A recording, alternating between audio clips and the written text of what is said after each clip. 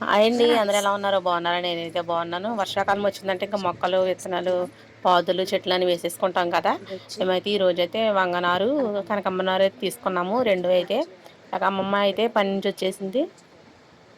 మొక్కలైతే వేస్తున్నాము. ఇక్కడైతే మొక్కలు ఇసుక మీద అయితే మొక్కలు ఉన్నాయి. పనికిరాని మొక్కలైన అయితే పీకేస్తున్నాము. చెడగంట మొక్కలు అంటాం కదా, వీటిని ఇవన్నీ అయితే పీకేస్తున్నాము. మీరేమి మొక్కలు వేసుకున్నారు ఈ సంవత్సరం?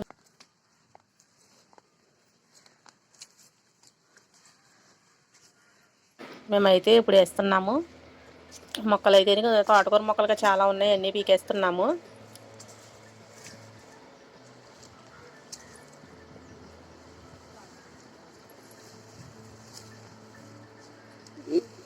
తోటకూర మొక్కలు పీకేస్తున్నా.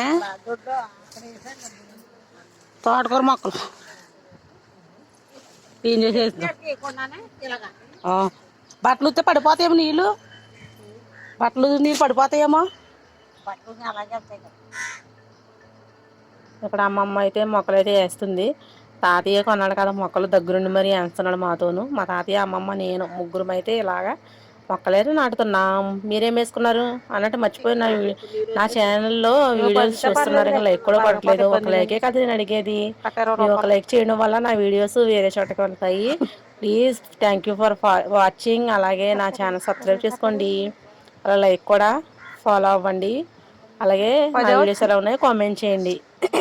ఈ విధంగా అయితే మొక్కలైతే వంకాయలు కాస్తే సబ్స్క్రైబర్లకి ఇస్తాను ఫ్రెండ్స్. నేనైతే మన దగ్గరలో ఉన్న వాళ్ళకైతే వంకాయలు కాసాక అయితే మన దగ్గరలో ఉన్న వాడికి ఇస్తాను. ఓకేనా? ఖచ్చితంగా ఇస్తా. ఇక్కడ చెప్తున్నాను, ఇక్కడ అమ్మ అంటున్నాను.